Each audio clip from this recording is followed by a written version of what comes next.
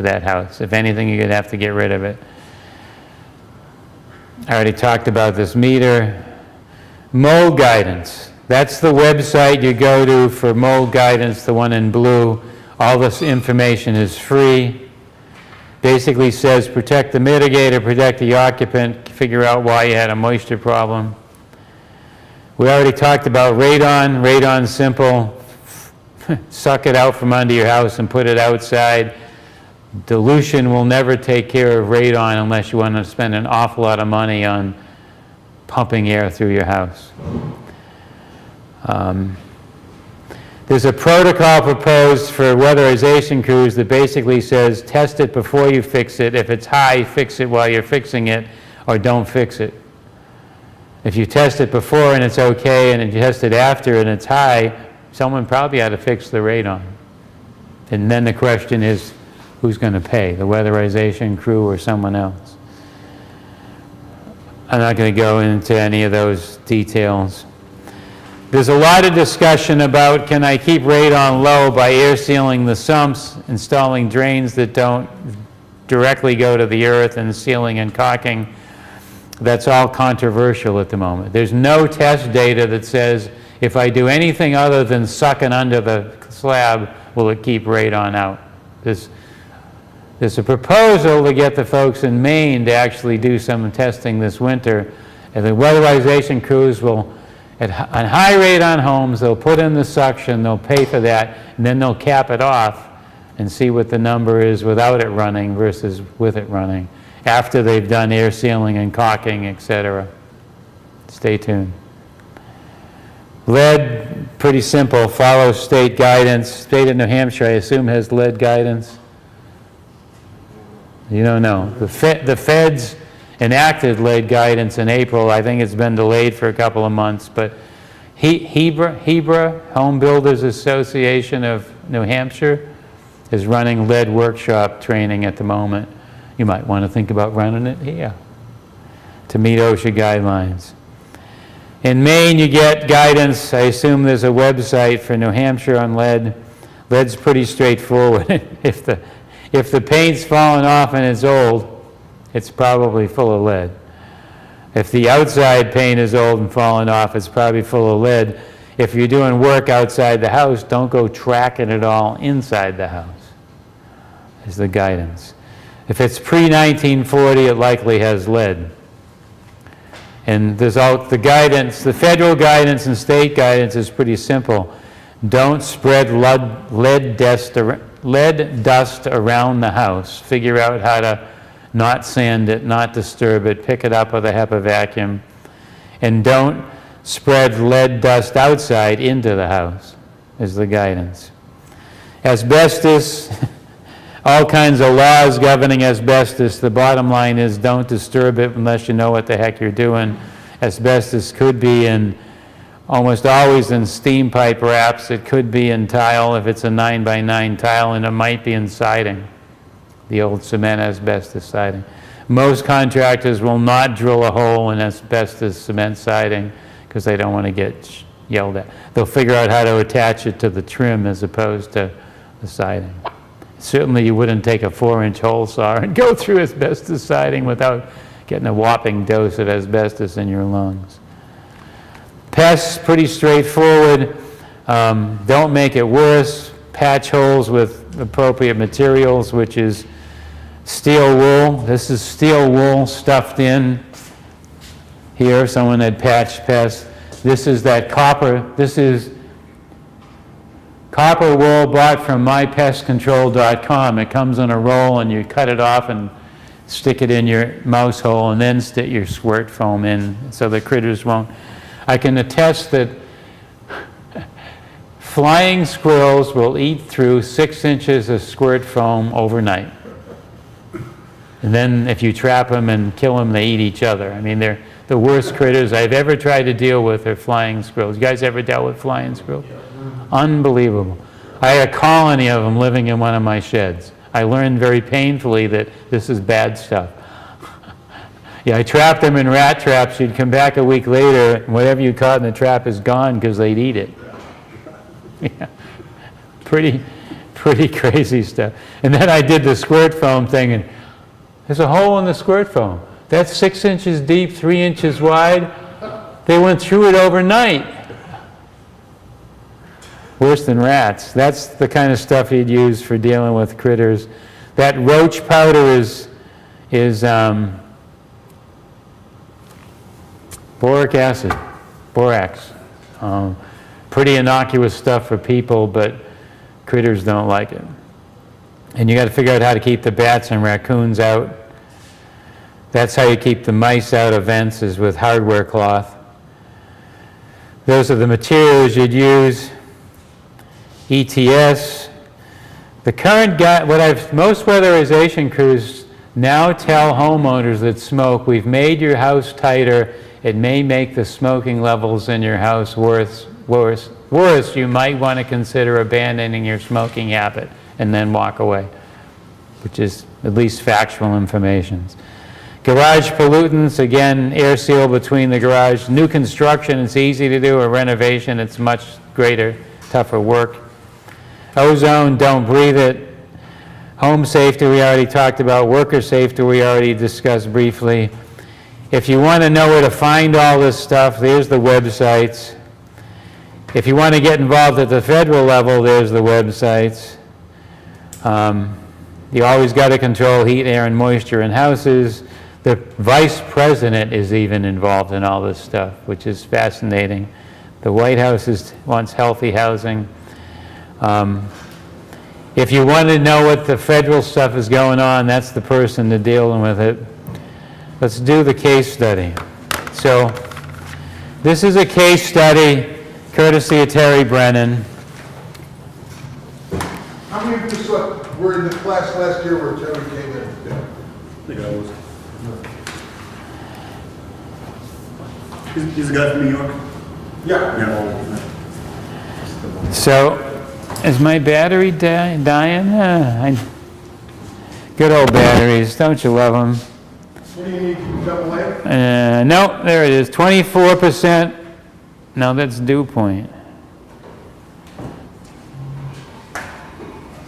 You measured what, 38%? Yeah. These are now reading different. This one's 24, this is 30, so who knows? Bottom line is, it's not wet. It's not wet. Most people consider 20 to 30 dry. Real dry is 5. At 5, I can't wear contacts, and neither can anyone else. And at 30, most people in January would really be happy to have their house at 30% RH. If you run your house much higher than 30% RH in January, what do you risk doing? The answer is destroying it. Because if you got dew point under the windows and water dripping down and dew point in the attics, you risk rotting your house out. So most people can't run houses at much more than 30% RH in the wintertime. 40 if you're lucky. 50 pretty much in this climate means your house is rotting away in the wintertime. So this is a case study. This is your standard, 1938 vintage New England house. The before conditions are 3 inches of vermiculite was in the attic, and in the top floor walls. There was nothing in the first floor walls. The stone basement is uninsulated. When they did a blower door test, it was 3,600 CFM at 50 pascals. The atmospherically vented 20-year-old plus boiler was replaced. The vinyl windows had already been replaced. The unheated addition is on the back side of this building, is on a crawl space. So on the back side of this building is a build-out with 2 stories and storage in there, and it's over a dirt floor crawl space attached to the back of the house. This is what the paint on the upper story, so that thing this is the unheated, essentially double porch on the back side of the house. So where the unheated portion is attached to the top of this is attic up in here. Certainly it looks like there's some kind of moisture wicking going on where the clapboards end against the roof. This is a side view of the house. This is what the basement looks like. Dry or wet? Anybody? Wet. Yeah, I mean, don't any of you been around one of these? Wet, you know. So that's a wet basement, but they air seal the building anyways. That's the trap door in the crawl space on the unheated addition in the back. You can see the treasures. That's looking sideways in the crawl space once you get down in the trap door. So you stick your head down, hold the camera down and take a picture. That's what you get in the crawl space, exposed dirt. There are functional bathroom exhaust fans, and they work quiet enough to leave running. That's the lead paint that's peeling beside the vinyl windows. That's the attic after they fixed it, and this is the exhaust fan from the bathroom going up. And what's underneath that blown-in cellulose is 2 inches of spray foam. So they put down 2 inches of spray foam to air seal the attic because it was lath and plaster, and then put 2 feet of cellulose over it. That's the stairs that go to the attic. You may notice, so it looks like they blew cellulose on each stair cavity. You may notice there's little specks of what looks like this stuff. Can you see them sort of laying on the steps? And you go to the top step, and that's what the top step looks like. What do you think's going on? Something's eating it. Yeah, there's mice trying to get from the attic down into the house. So clearly there's a mouse problem in the house. Mouse in the house. I set my 8 traps in the attic last week because I was lying in bed and heard, it's like, oh shit, I haven't set the traps this year. And opened the trap door and got the ladder and the peanut butter and went upstairs and cleaned out all the traps on the gangplanks and reset them all, and I'm sure they'll be full again. But if you can take an old house and keep mice out of it, you're doing better than I. That's the basement. So above your head they put on 1 inch of squirt foam. So they've air sealed the basement floor, they've air sealed the attic floor, they're blowing all the walls full of cellulose. They're drastically going to reduce the heating bill in this house. Absolutely no question that this will drastically reduce the heating bill. That's the new sealed combustion gas-fired boiler. The chimney's gone. That's water dripping off the plywood in the basement. So that's inside the basement where a piece of plywood was replaced that went to the crawl space. You can see they've run a pipe out there, but there's water dripping off the cold piece of plywood. So the plywood's obviously cold enough that dew point is occurring on the plywood. That's the upper level of that unheated addition on the back. That's the ceiling of the back unheated addition. This is all over a dirt floor crawl space. So the ceiling is covered with mold in the back addition. That's the inside of the back addition crawl space. The lead paint in the ceiling is all bubbling and falling off. You can see the holes from where they insulated the attached wall. So clearly it looks like there's lots of moisture accumulating in the unattached addition on the back side of the house. It's reported the paint wasn't doing this prior to making the house energy efficient. So the energy that was coming out of that wall, keeping that space warmer, is now gone, so that now the moisture is hitting dew point on the ceiling. That's the inside of the home. If you look carefully at the furniture, it looks a little bit funny. If you look at the right angle with light shining from a flashlight across the finishes, there's mold growing over all the furniture in the house. Throughout the whole house, the relative humidity level is over 60%. So that's what the vinyl windows look like. This is during winter. The cabinet doors no longer close, so they've swelled. And the addition on back that's uninsulated, the glass on the inside is covered with moisture. So what problem exists is the question. Ventilation. Not enough ventilation? Could be. Anyone else? Possibly not getting at the source of the water initially. They left, well, do you think the basement's a real strong moisture source? Yeah.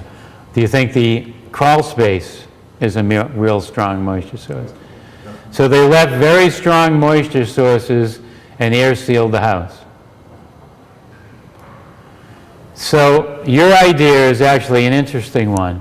You could say, at the moment, this is a winter moisture problem. I know if I bring cold air into a home in the wintertime, what do? I dry out the house, because cold outside air can't hold moisture. When I bring 20-degree air into a house and warm it up to 70 degrees, it dries the house out. So I could add a fan back in to the basement and actually push air into the basement to dry it out. Now I risk freezing up pipes and I risk making the basement cold, but they've already isolated the basement from the living space. What you'd actually prefer to have do here, if you had the money to do it, what would you do? You'd not put that foam above your head in the basement. You'd make sure there's reasonable drainage around the building, and you'd put squirt foam all around the basement walls to stop the moisture source. And you may have to do something to the basement floor. That's the right way. Now I've got a usable dry and warm basement. The preferred way of building houses in all cases is make the basement or crawl space dry and warm. A dry and warm crawl space or basement will never become a mold factory where you get your breathing air from it. That's the new guidance for buildings. Make the crawl space or basement like it's a living space from an insulation and air quality perspective. One option that's been proposed is put an air-to-air heat exchanger in the basement and see if it dries it out enough without an energy penalty that the moisture problem goes away. I actually don't know what's been done. We should talk to, you can ask Terry what's been done to his New York house. Oh, this is Terry's house? It's not his house, it's a client he went to, took all the pictures. So certainly weatherization crew doing what they're trained to do and doing it right ended up with a hell of a problem. And that's the current concern right now from EPA and DOE. We've got some great weatherization crews who have really good training on how to save energy. We need to provide additional training on how to do it without screwing up the air quality. I got to be someplace later, guys, so I'm happy to stick around another 5 minutes, but you got any questions on, I mean, I digress for Wes's question on insulation. You got any other questions? I have one. If you plan on going into the indoor air quality as a career field, what are the steps that you should take to get there? What a wonderful question. The last guy I hired, right now I'm worried about keeping people employed in this economy, but the last guy I hired is a mechanical engineer who didn't have a job, who came to my house construction workshops and asked a zillion questions.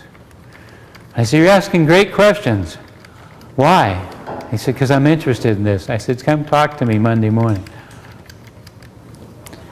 So, I mean, if you have any kind of reasonable passion for health and safety and construction, to me, that's the most important ingredient. Don't come knocking on my door if you don't have that passion, because I'm not going to hire you. That said, right now, the issue in this economy is who's hiring anybody? You know, my daughter has a surgical tech certificate and can't get a job in an operating room for the first time in the history of surgical tech graduates because no hospitals are hiring anyone at the moment. So for me, any training, I always choose to hire engineers and train them to understand air quality, because in big buildings, you have to be able to understand HVAC systems. In residential stuff, anyone who's a good weatherization guy can learn to understand air quality. But you certainly have to have some kind of working knowledge of buildings and construction and how air moves. You know, if you know, BPI training would be wonderful training for anyone that's interested in this as a field. What you really need to do is figure out how to get your foot in the door, because there is no one place to get trained to do this stuff. I have one certified industrial hygienist on staff. A certified industrial hygienist knows nothing about indoor air quality unless they've retrained to learn it. And if that helps you or not. If it was part of the reason, you know, when I first started doing this, the major work we did was indoor air quality. It's not our major work right now. Our major work right now is moisture in indoor air quality. Moisture problems in buildings aren't going to go away.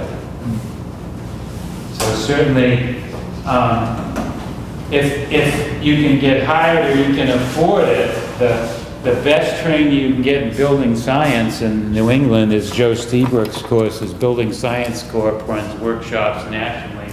They have to be in Massachusetts. And they run a workshop in August and a workshop in December. But it's $700 for the workshop. But you will not find better moisture training than you'll get at Joe's workshops. And if you want a taste of Joe's stuff, he usually presents at the NESE conference in March. So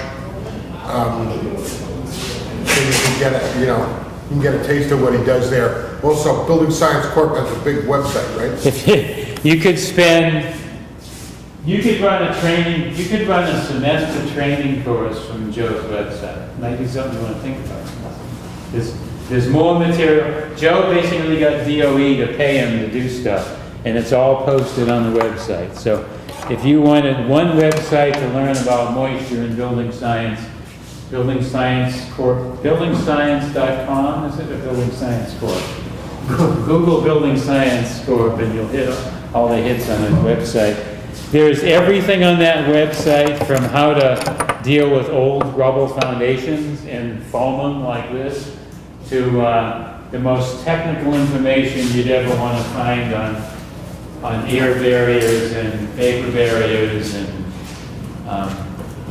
you know, a lot of this business right now is a niche market. I got 3 guys I just paid to have trained to be Air Barrier Association of America auditors, because all new buildings right now in certain states have to have an air barrier installed on the exterior, and the ABAA actually has auditors that go out and look at jobs under construction to see if the contractor is doing it right as an independent audit for the owner.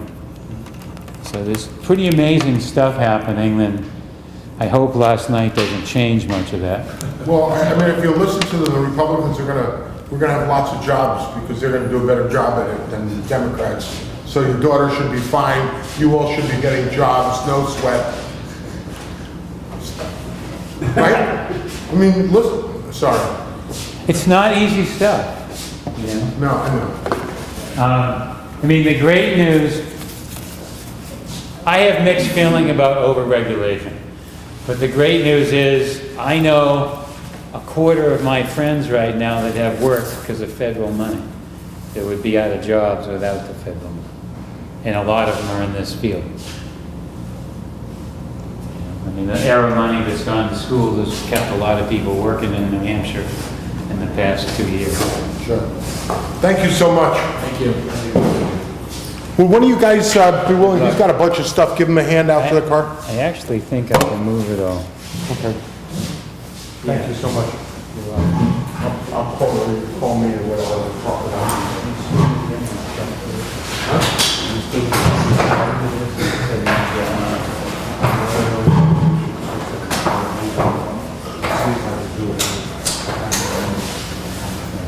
That was your first discussion. You to the meeting. whatever works.